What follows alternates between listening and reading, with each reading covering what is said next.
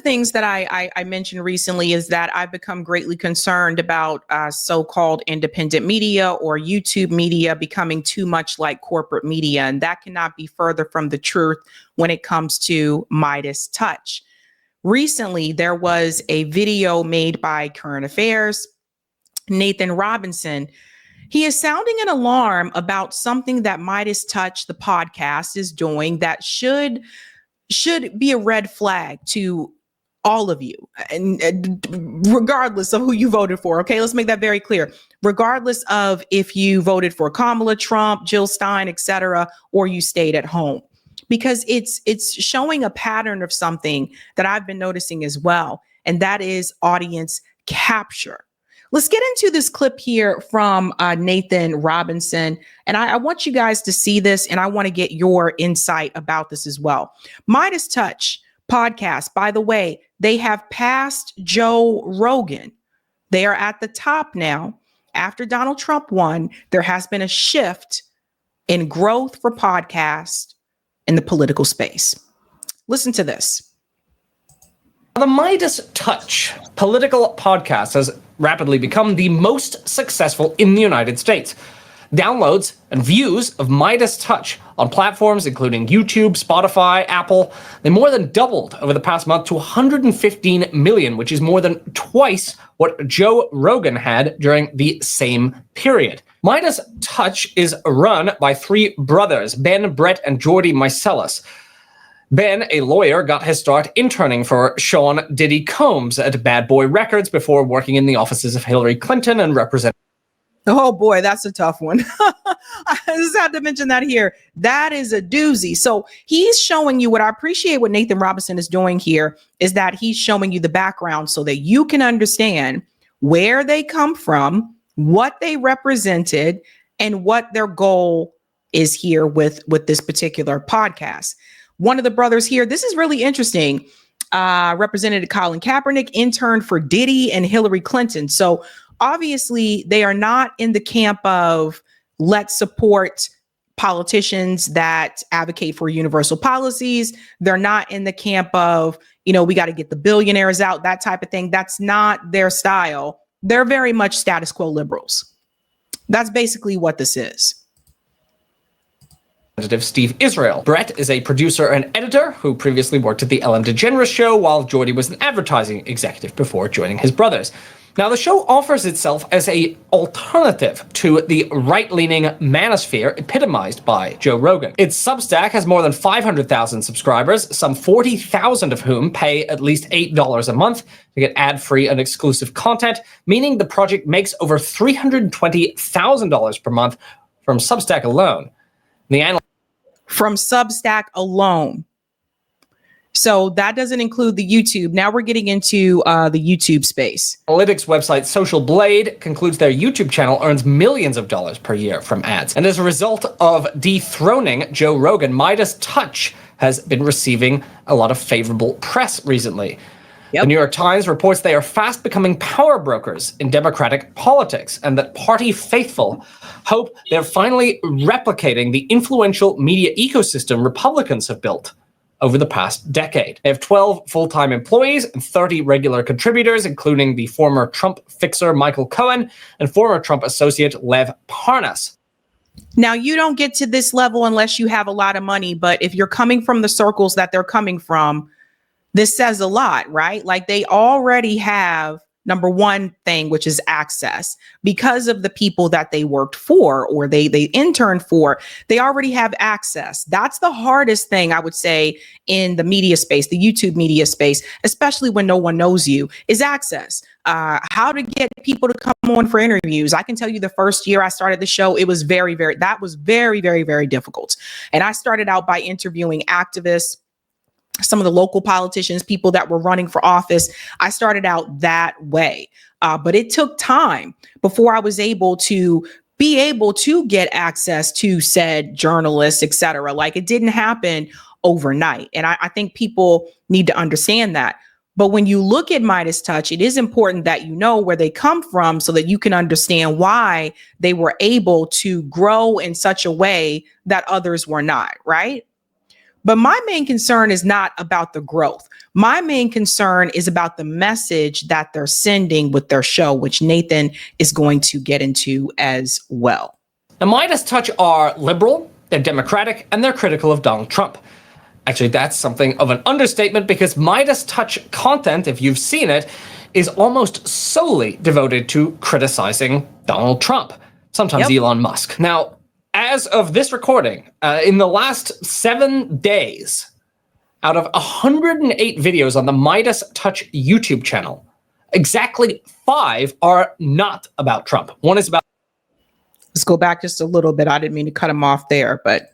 in the last 7 days, out of 108 videos on the Midas Touch YouTube channel, exactly 5 are not about Trump. One is... Okay.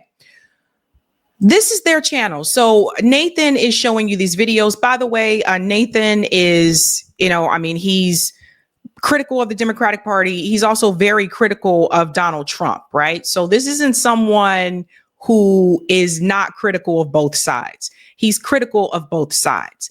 And even he doesn't do this much content or this many articles about Donald Trump. And this is what worries me when I see this type of content happening in a YouTube media, which we refer to as independent media, but some of these people are not independent. And I've explained that before. Some of them do have money coming in. They have sponsorships, etc. I've chosen not to take sponsorships for the show because I want to be able to speak more freely. And so you're seeing what is happening here, right? Imagine if during Biden's presidency, if every video, every day, all I did was put Biden on a thumbnail and complain about Joe Biden. And if you look through my content, you won't see that. Yes, I was critical of Biden during his administration, but you will not see anything like this, where you just go through all the videos, Biden, Biden, Biden, Biden, Biden, Biden, Biden, Biden, Biden, Biden, Biden, Biden, Biden. There's so much news that's happening in the world. Like where people are literally losing their jobs, which I've talked about recently, factory workers being laid off, like a number of things that are happening. And the sole focus is Donald Trump, Donald Trump, Donald Trump, Donald Trump. They are feeding into what I guess people would call that opposite side of Joe Rogan. They are trying to let me get the liberals who hate Donald Trump, and they're just giving the people what they want. I call it audience dumping. They're dumping in a particular content that they know is getting a lot of views and the audience wants to see. The problem is they're leaving out so many other things. Let's continue. It's about Musk. 2 are about congressional Republicans. 2 are about Bernie Sanders' Midwest speaking tour. Now, the titles scream in all caps with plentiful exclamation points, and the thumbnails feature additional exclamatory phrases in tabloid-like bright yellow lettering. In their defense, it's becoming quite standard on... I will say, I think a lot of us use yellow letters. A lot of us use the yellow letters, but to his point, it's becoming more of a standard. YouTube to use that format. Oftentimes they have an arrow pointing to Trump or a picture of something he's done, and representative video titles include Trump in full collapse as he quickly ruins everything. Falling apart, Donald, 1.1 million views. Trump retreats in humiliation as attacks backfire. Total retreat, more humiliation. Trump says shut up about eggs as he golfs on Saturday. He's absolutely nuts. Pause here for a second. You know what you don't see? With everything that's happening in the world, I don't see anything about Gaza. Oh, I don't see anything about Gaza. I don't see anything about Israel. I don't see anything. I don't see geopolitics. So they're staying away from that. They're staying away from the Gaza situation, probably because, some people consider it to be taboo. I don't know about you, but I consider a genocide to be a big deal. They're staying away from that because you can also criticize Democrats for that as well, because the genocide happened under Joe Biden. It started under him. It's continuing under Trump, but it started under Joe Biden. Notice you don't see anything about that. Notice you don't see anything here about all of the things that I've covered with the legal situations, right? Like, I don't see anything about the Epstein accuser who just was found dead. found dead.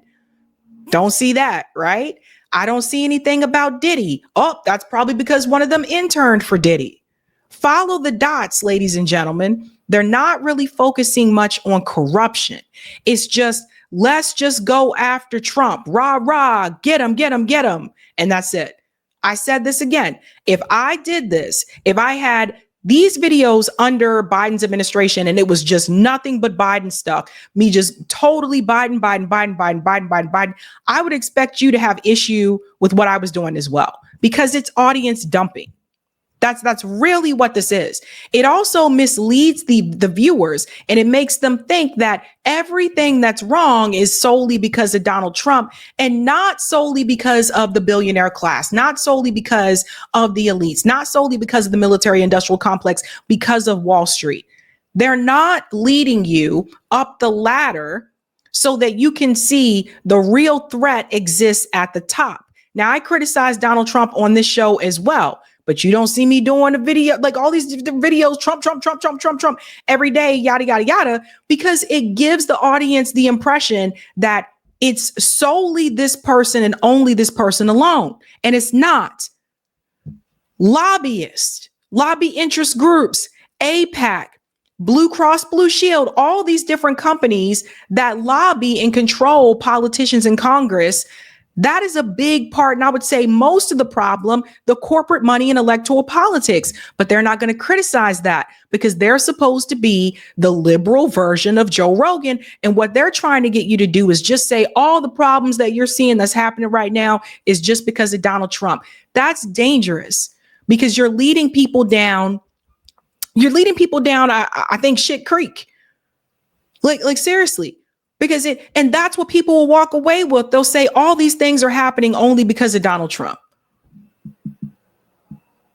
And you can criticize and you can talk about Donald Trump, which I do as well. But he's not the only factor. In fact, he's not even at the top of the freaking pyramid. Let's continue. Trump soiling himself saga gets worse. New details. Secret doctor visit? Trump in panic after caving like a coward. He always caves. Trump wakes up in terror and screws up more. Trump quickly folds to Canada as reality sets in. Very fatigued, Trump holds disaster midday presser. Trump glitches out in public as his life falls apart. Now, Democrats have long been looking for their own answer to Rogan. After realizing how influential podcasters like Rogan, Theo Vaughn, and Lex Friedman are, some Democrats are making contrived efforts to get in touch with the everyman, such as by talking about sports more. Michelle Obama has recently started an extremely boring and so far unsuccessful podcast. In Midas Touch, Democrats appear to have found their best hope for a popular anti-Trump media outlet. Although the content actually makes Rogan look somewhat cerebral and curious by comparison. Rogan will interview philosophers, physicists, psychologists, and even archaeologists for 3-hour-long conversations. Now, granted, he also interviews cranks ranging from people who believe in Atlantis to anti-Semitic conspiracy theorists to Alex Jones, and viewers may find it hard to tell the cranks from the experts because Joe Rogan does little research, wades into subjects he knows nothing about, and says things that are dangerously wrong. Nevertheless, Rogan at least shows some basic curiosity about the world of ideas. Now, the world of Midas Touch, by contrast, starts and ends with Donald Trump's presidency. What stupid thing did Donald Trump say today? How did he embarrass himself? Who gave him a brutal rhetorical smackdown? And even though it's targeted at viewers who think Trump is dumb, the content is at a remarkably low intellectual level. By which I mean that it doesn't dive seriously into topics like healthcare, criminal punishment, foreign policy, and inequality. What did I tell you? They stay away from corruption. And you have to ask yourself, who is propping up Midas Touch, right? Again, they interned for Hillary Clinton. So the Democratic Party, this is a channel that they would obviously say, yeah, we need to push them. Let's push them up in the algorithm because they're definitely just bam, going after Trump, etc. And they already had those connections prior to this. That is very important, people. Look at who the connections were prior. That actually matters. So, what is their goal? Their goal is to convince, I would say, especially some of those independent voters, to convince them that, oh my God, Trump is so awful, and this is why you should support the status quo Democrat politician. They're not going to be the ones that's telling people, yeah, we need to get out there for universal health care, et cetera. To Nathan's point, they don't talk about any of those issues.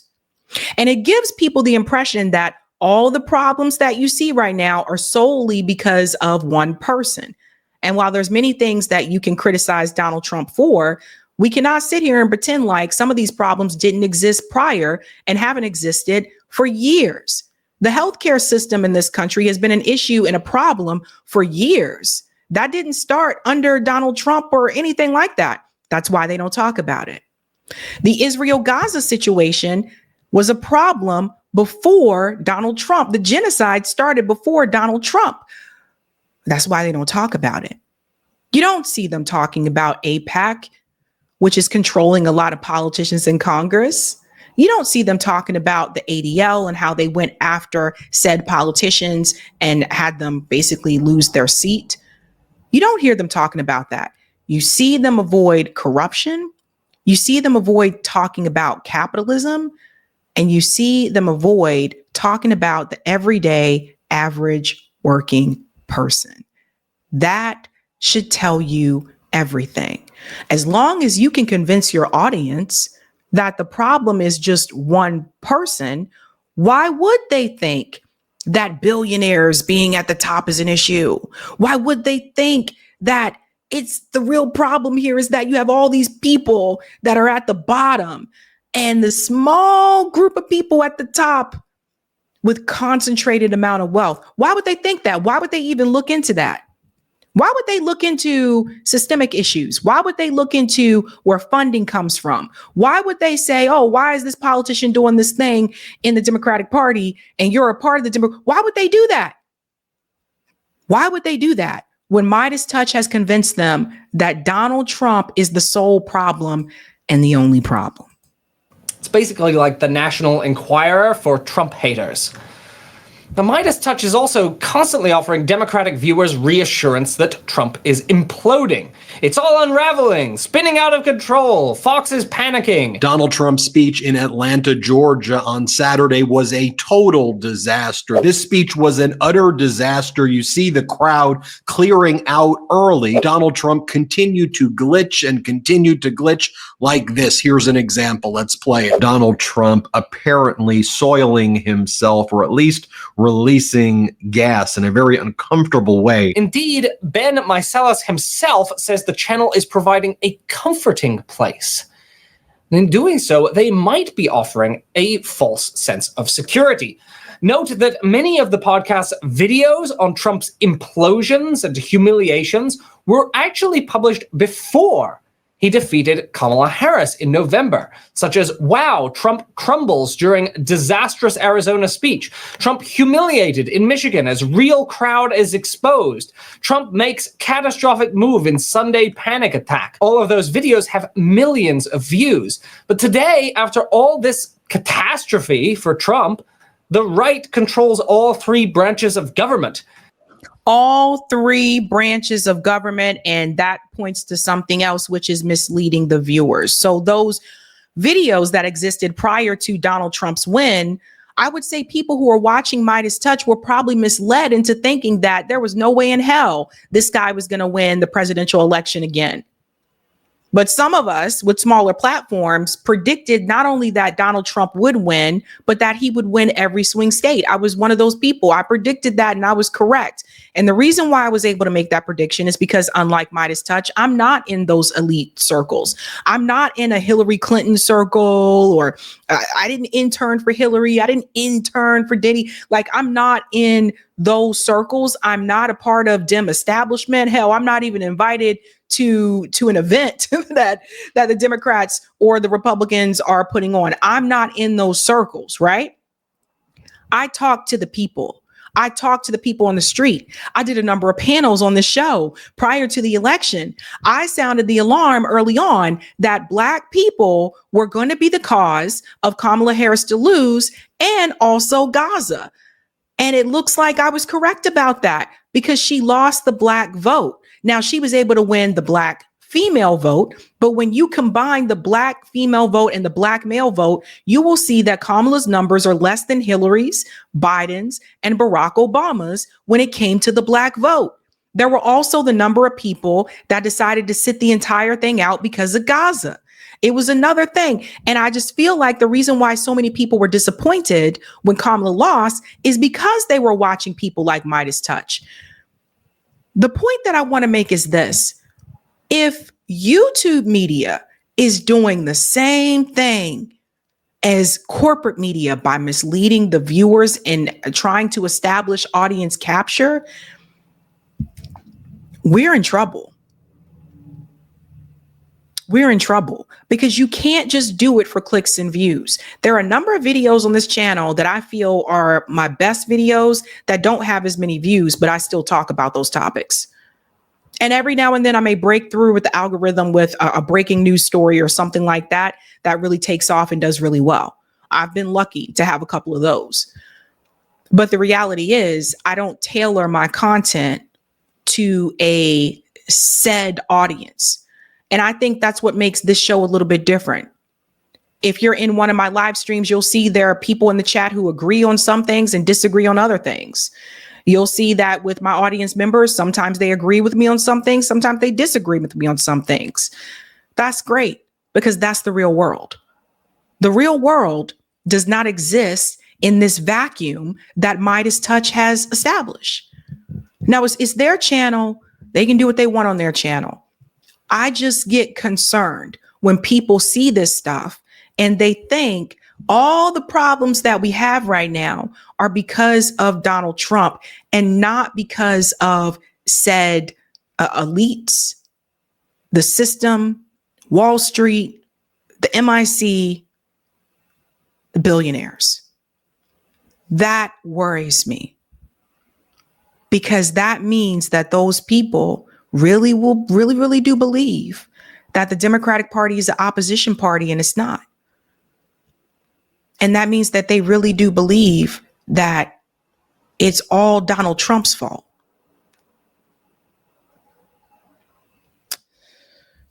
We'll go on a little bit more here. Public opinion of the Democratic Party is still really low.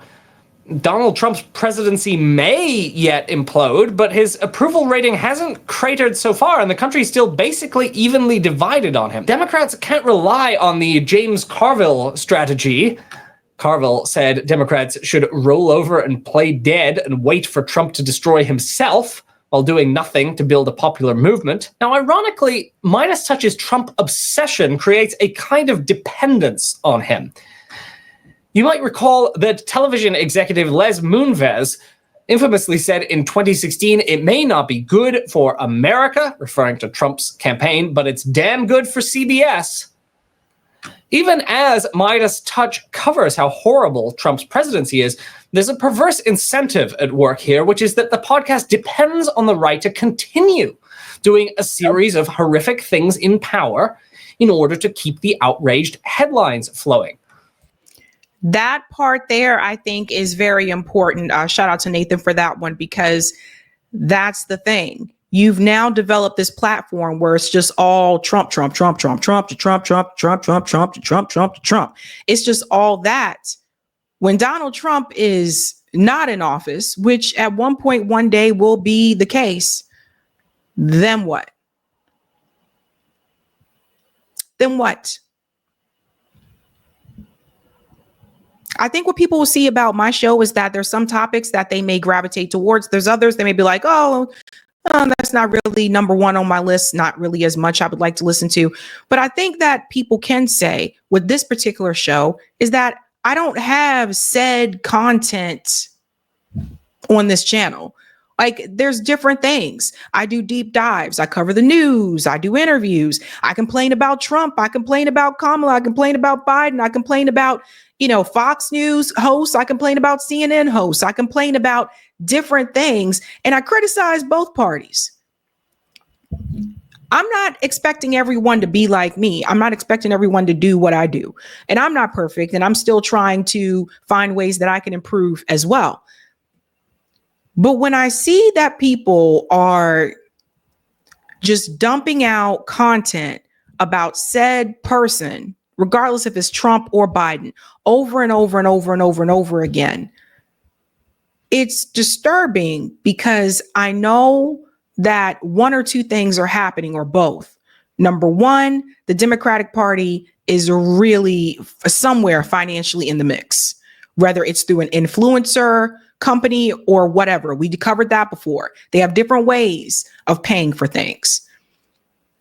And the other one is that they are going with what works to get views and numbers and audience capture.